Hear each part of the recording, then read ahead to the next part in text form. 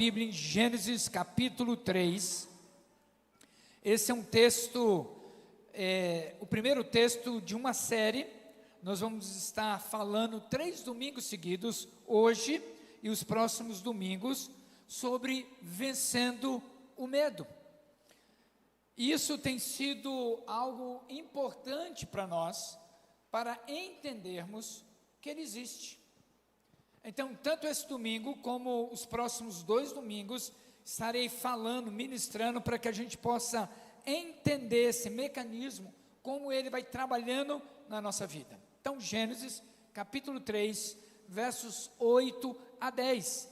Nós vamos trabalhar hoje o medo e suas raízes espirituais.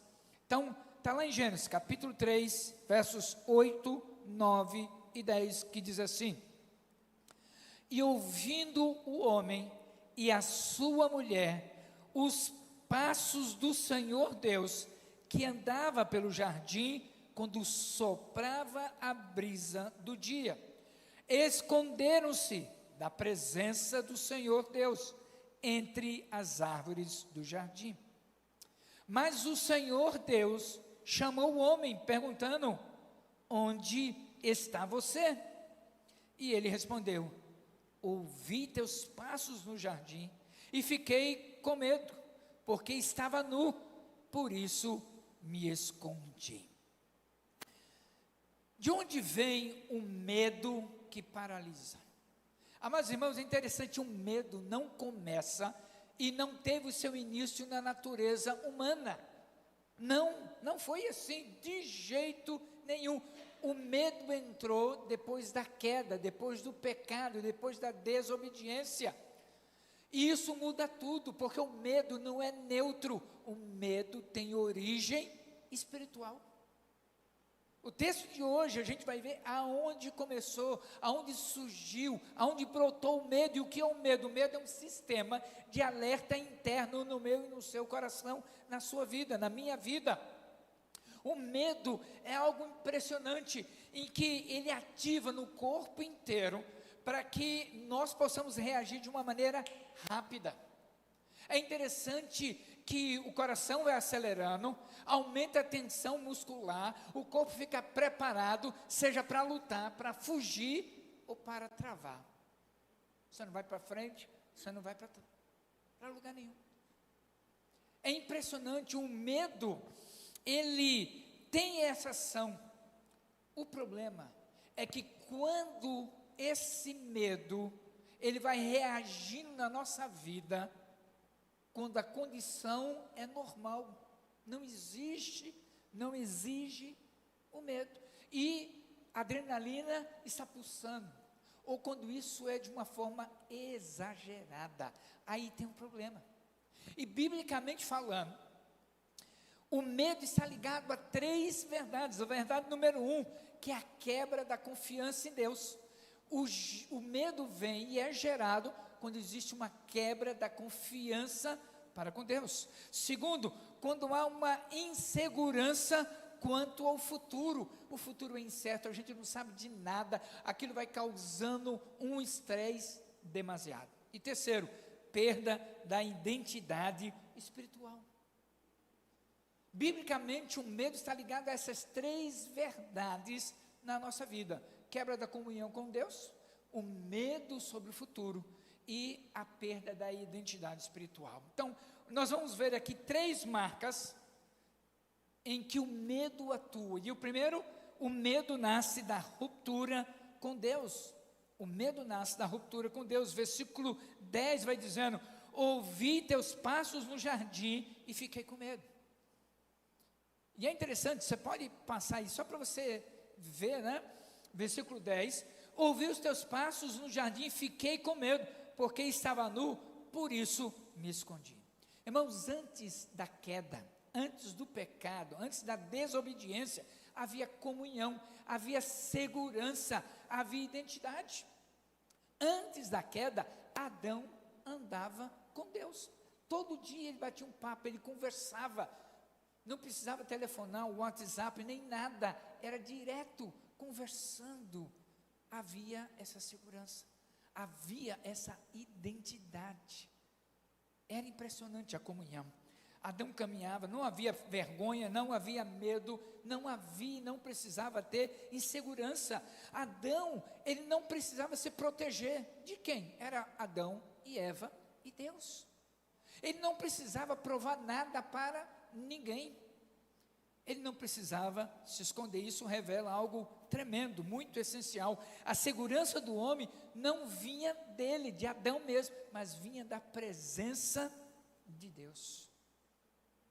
A nossa segurança, a minha segurança, a sua segurança, depende da presença de Deus. Quanto mais a presença de Deus é forte, menos espaço para o medo. Quanto menos a presença de Deus é real na nossa vida, maior o espaço para o medo agir. Agora, interessante que com a queda, com a desobediência, surgiu o medo, a vergonha e o esconderijo.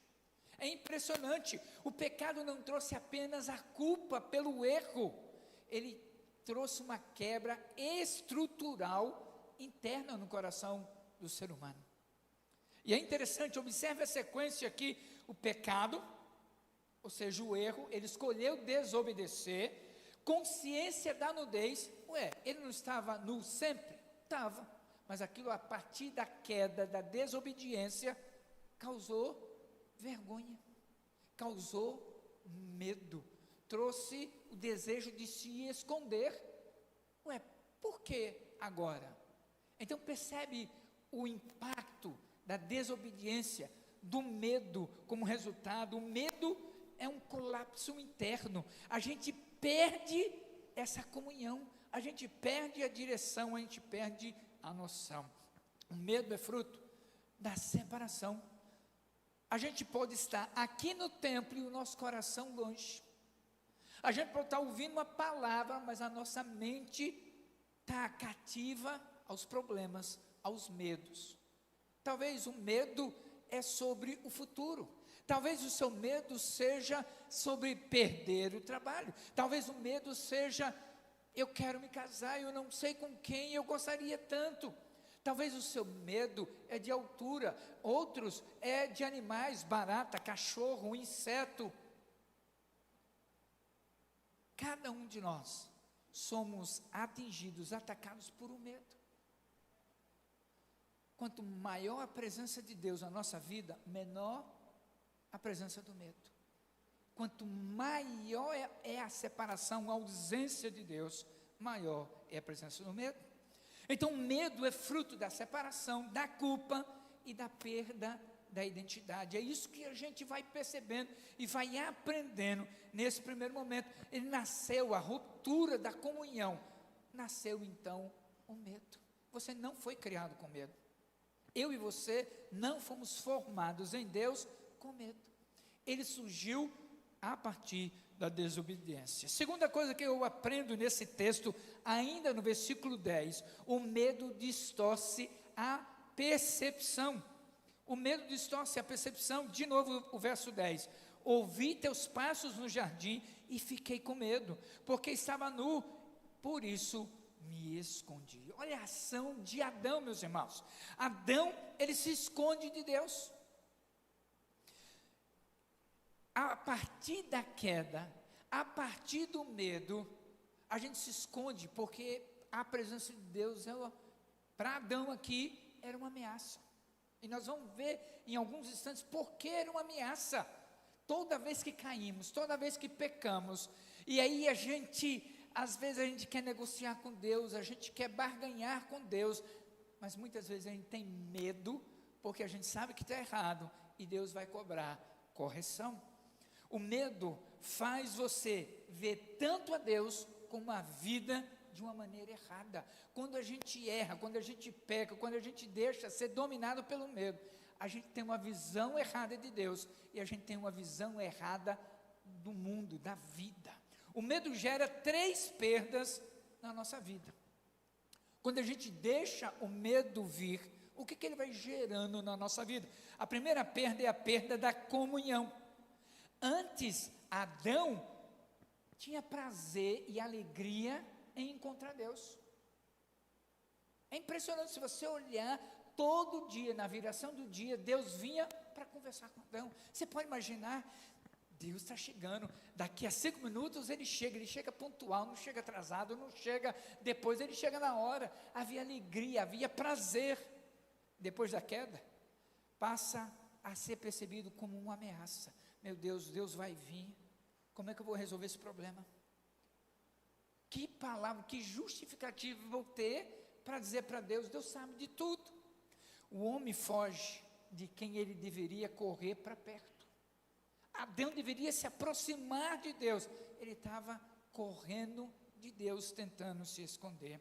Quando você se afasta de Deus, tudo começa a parecer mais assustador. Se a gente vive uma mentira, a gente tem que contar uma outra mentira para justificar aquela, e chega um momento que a gente se perde na vida. Essa é a primeira perda, a perda da comunhão. Segunda perda, a perda da inocência. É aí que surge a culpa. O texto diz, porque estava nu. A nudez aqui não é apenas física, é a consciência de exposição. Por mais que eu não fale nada, o meu erro está sendo exposto. É mais ou menos assim. Imagina, todo mundo vê o que passa na sua mente quando você pensa algo errado. Imagina todo mundo vendo, como no projetor aqui, seus pensamentos, seus desejos. Deus, se o Senhor não me der paciência e me der força, eu acabo com ele, acabo com ela. A culpa gera medo de julgamento, porque Adão e Eva agora expostos, meu Deus, eu vou me esconder, porque Deus vai chegar, ele vai descobrir, e ele vai trazer julgamento. Eu sempre lembro,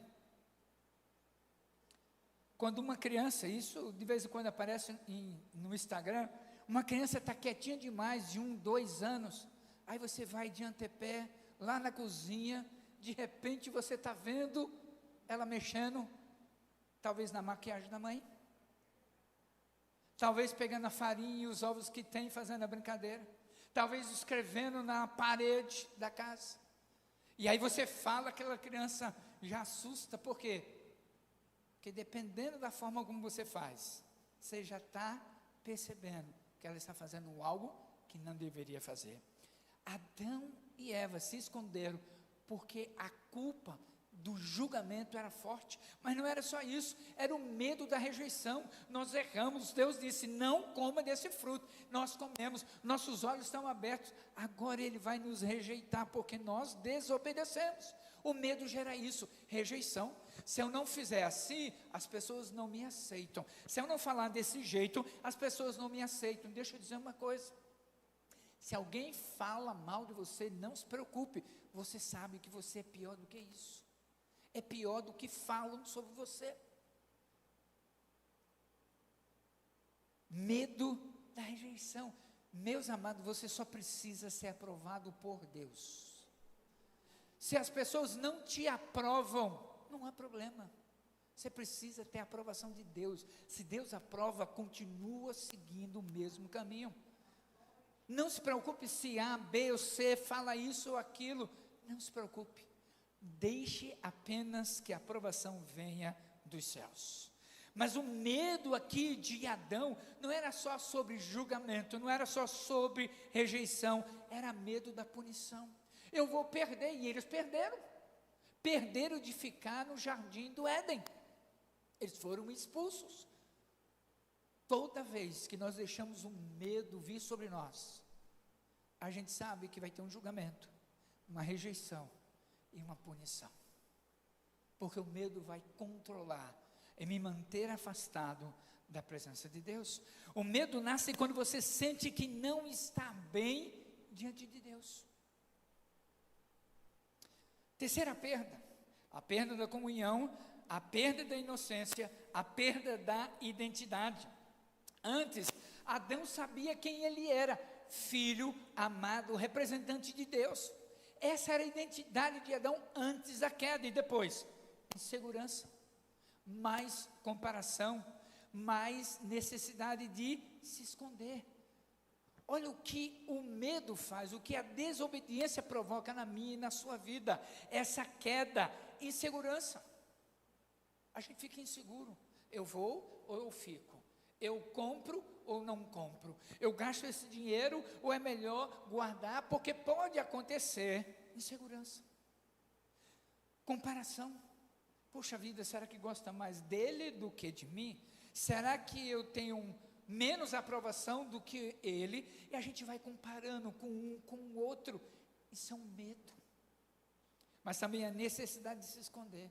Não, eu não quero compromisso, porque vão perceber que eu não tenho habilidade para fazer isso. Meus amados, Henry Ford, o autor da empresa Ford, do carro Ford, ele diz o seguinte: se você pensa que pode ou que não pode, você tem razão. Se você decidir na sua mente, eu não posso fazer isso, ninguém vai te convencer do contrário.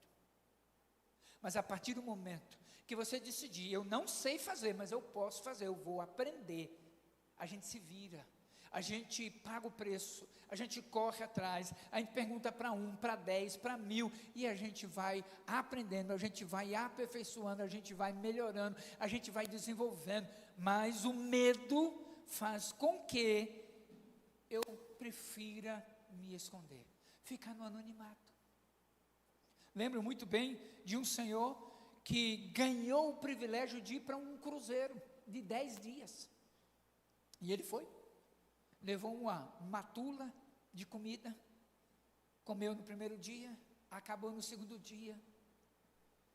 E o capitão ficou preocupado, porque ele não viu aquele passageiro no primeiro, no segundo, no terceiro, no quarto, no quinto dia. E assim foi. Quando chegou no 8º dia, o capitão ficou inquieto e foi procurar o que estava acontecendo. Bateu a porta da cabine, aquele senhor abriu, o capitão entrou. Olha, eu tenho percebido, principalmente na hora das refeições, nós temos tantos aqui convidados, e você? Não vejo. E ele, bem envergonhado, disse: é que a comida que eu trouxe só deu para o primeiro e segundo dia, os outros dias eu estou sem comer. E o capitão disse: meu querido, quando você ganhou para entrar nesse cruzeiro, estava tudo incluso: café, almoço, janta, lanche. Deus, quando nos chama, Ele diz: eu te salvei por completo, para que você possa vencer não somente um medo, mas ter o discernimento da vontade profunda de Deus. Quando a identidade é quebrada, o medo assume o controle. Você já não tem certeza de quem você é em Cristo Jesus. A gente tem dúvida. A verdade, o medo não é apenas emocional, ele também é espiritual. Ele vai tentando controlar, oprimir. O medo revela desconexão. Você perde esse discernimento, esse contato, essa direção da parte de Deus. O medo vai te afastando cada vez mais para o propósito pelo qual Deus te criou. A culpa não tratada. Imagina que você tem um amigo, está falando mal dele ou dela, e uma hora é descoberto. Aí você prefere ficar à distância, se esconder, se isolar, para não admitir, para não pedir perdão, desculpa e tratar. Às vezes nós trabalhamos com aquela culpa que vai corroendo por dentro e por fora, a mente e a alma, porque a gente não quer tratar um erro que foi dominado pelo medo. Identidade distorcida, a gente é ser humano, filho de Deus, mas não somos perfeitos, nós vamos cometer erros.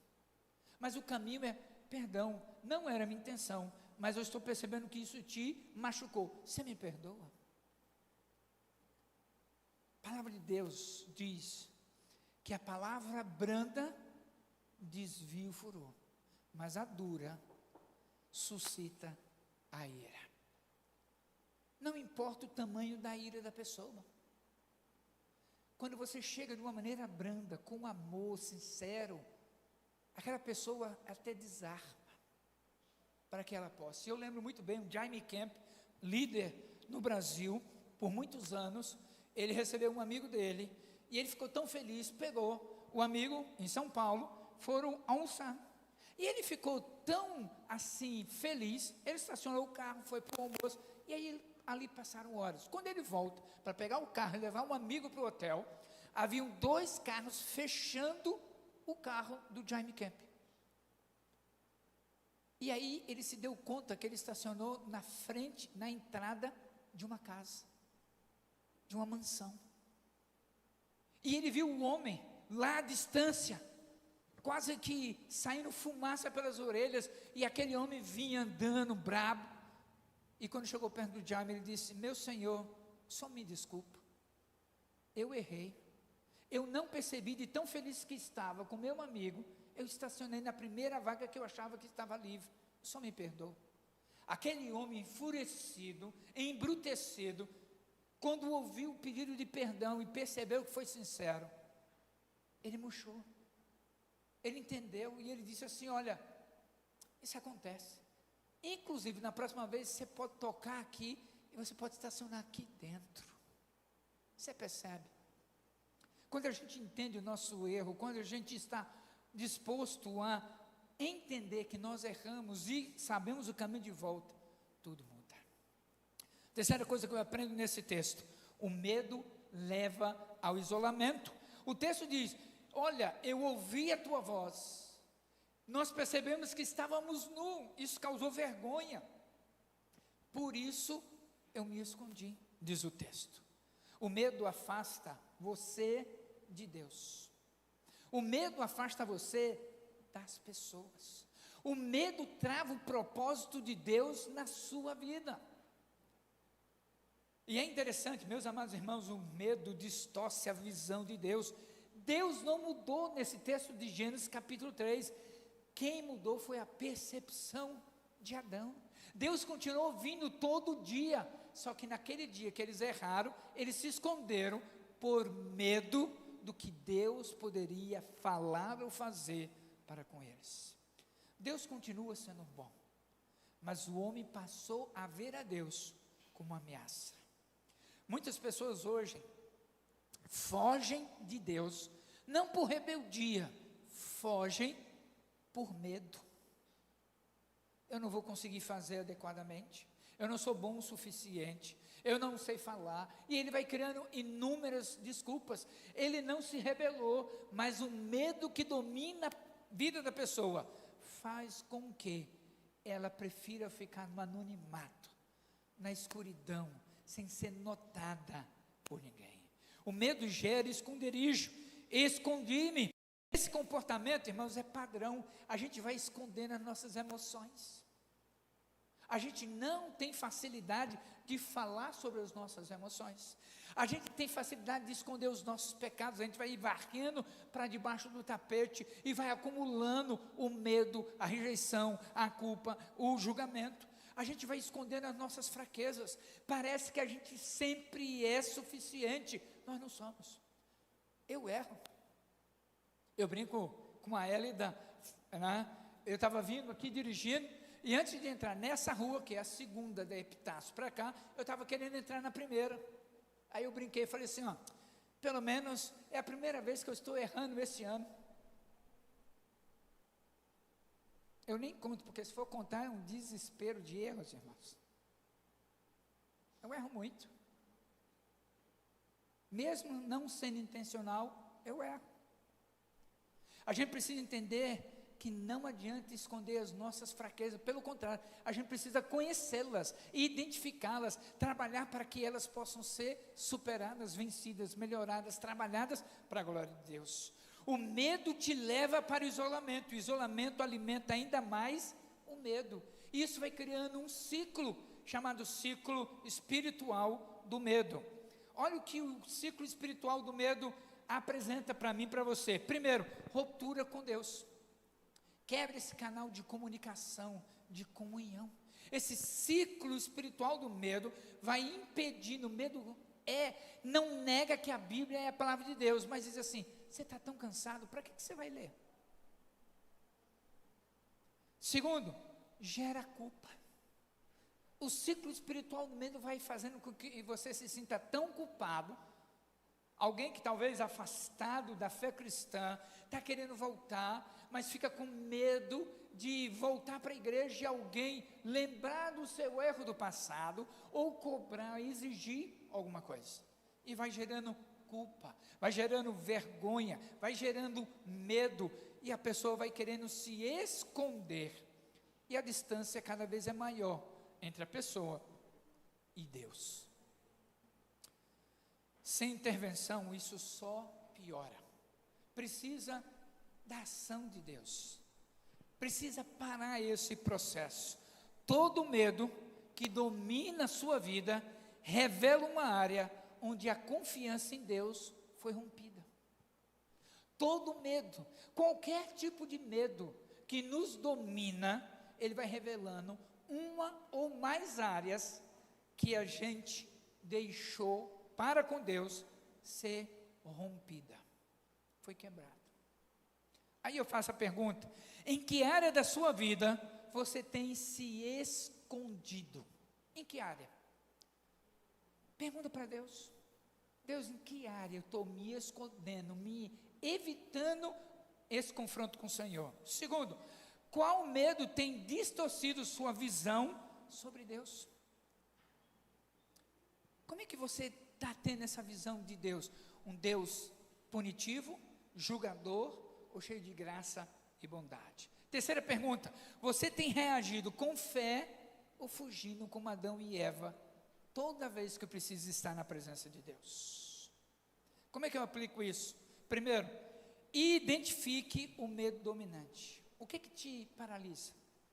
O que às vezes está dominando você? Identifique. Talvez escreva: olha, tal data, eu identifiquei esse medo. Se não é tão fácil assim, pede para Deus: Deus, me revela, me mostra, e vai anotando.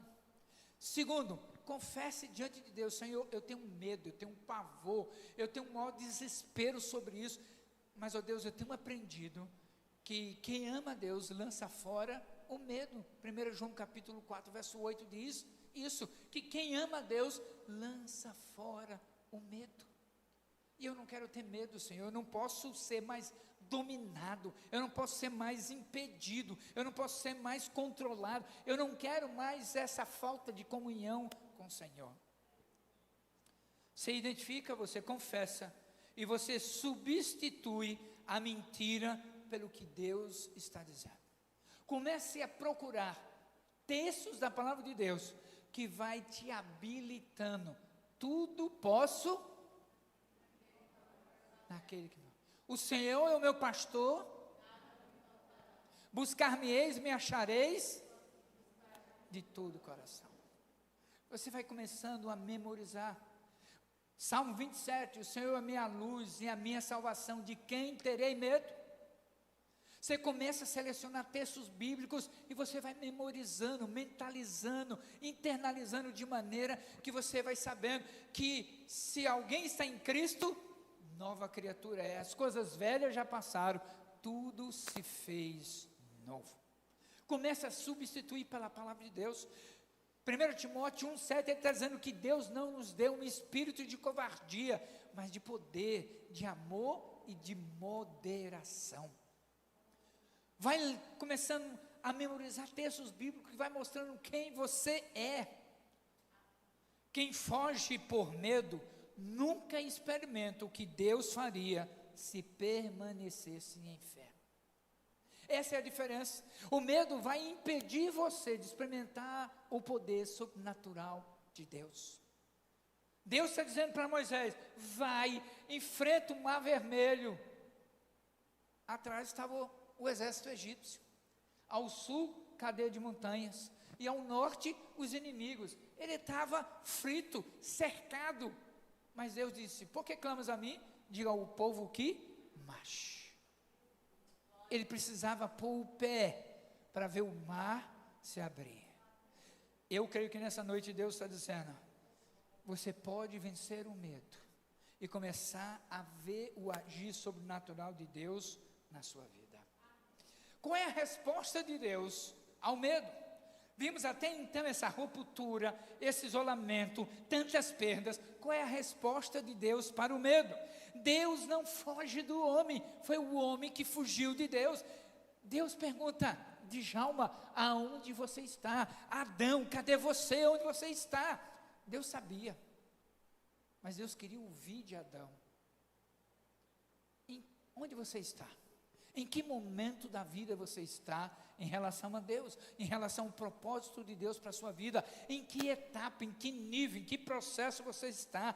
Deus inicia o processo, meus irmãos, na vida de Adão, de restauração.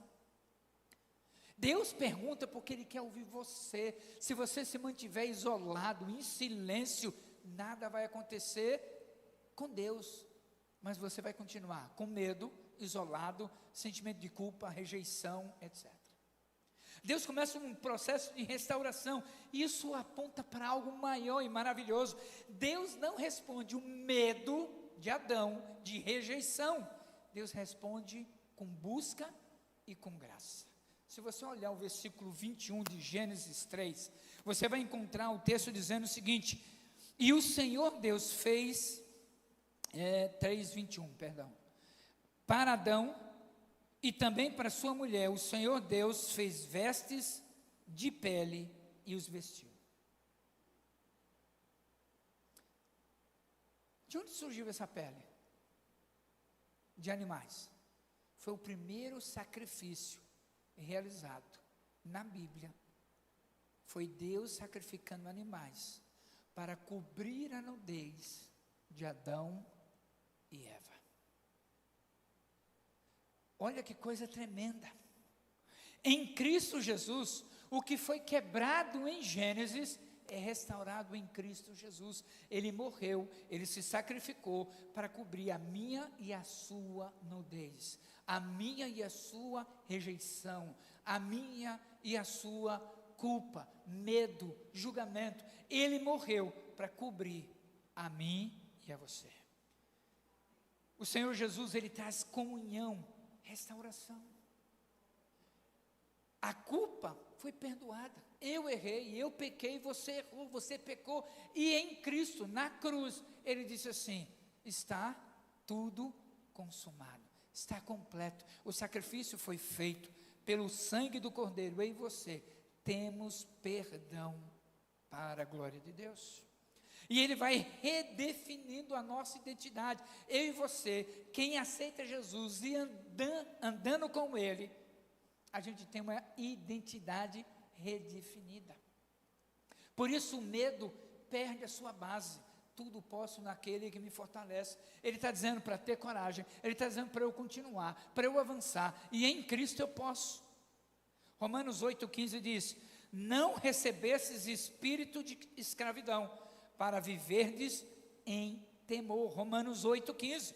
Não recebesses espírito de escravidão, para viverdes em temor. Você não precisa viver debaixo do medo.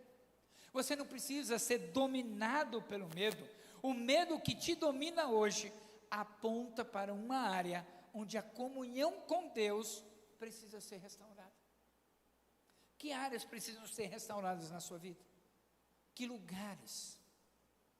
Como é que eu aplico isso? E já sigo para finalizar a reflexão nessa noite. Primeiro, pare de se esconder. Como eu brinco dizendo, saia da moita, apareça, não se esconda. Deus sabe onde você está escondido, e esconder só vai prolongar o problema. Quando Adão ouviu Deus dizendo: onde você está? E agora? Eu vou ficar no silêncio ou eu vou responder? Ele decidiu responder. Deus ouviu a voz. Começou a ouvir Adão e Eva. Pare de se esconder. Deus, eu errei, eu falhei. Segundo, trate a raiz e não só o sintoma. Medo não se resolve só com coragem, mas com restauração. Eu errei, me perdoa. Agora, irmãos, cuidado, quando a gente é reincidente, a gente erra 1, 2, 10, 15, 20, 30, 1000 na mesma área. Isso não é erro. Me perdoa, mas com muito amor e temor, isso é burrice. Se você sabe que vai cair no buraco, você vai cair se você quiser, se você decidir. E cada vez que você cai e não tem um caminho de volta, o medo domina muito mais forte. Trate a raiz, não o sintoma. Se você está com febre, é alguma infecção. Não adianta tomar um remédio para tirar a febre. Tem que cortar a infecção. Tem que descobrir onde é que é. Se eu ficar com ar-condicionado aqui, eu não consigo nem terminar de pregar. Vai ter uma infecção na minha garganta. Eu vou ter que tomar antibiótico durante dias. Não adianta eu tomar Novalgina para tirar febre. É um sintoma, eu preciso tratar da raiz do problema, que exatamente. Então, trate da raiz e não só do sintoma. Terceiro, reforce sua identidade em Deus. Você não é definido pelo erro, você é definido pela redenção em Cristo Jesus. As pessoas estão olhando para você, até quando você erra. Porque as pessoas vão aprender com você, quando você erra, o caminho de volta, a nobreza de pedir desculpa, perdão, obrigado, por favor. A gente vai aprendendo, a gente vai mudando a natureza. Assim como uma laranja podre, no meio das outras laranjas, a gente sabe o que vai acontecer. Aquela laranja podre vai contaminar as outras. Mas eu tenho aprendido que quando a gente está são, até a podridão das outras laranjas não nos atinge, porque o sangue do Cordeiro nos livra de toda injustiça. Quarto, volte à presença. Lembre-se de onde você caiu, volte para Deus. Onde houve ruptura, precisa haver reconexão. Quando o sinal da internet da sua casa cai, uma das orientações é: desligue tudo, espere 5 minutos e volte a funcionar. E na maior parte das vezes, ele volta. Faça isso.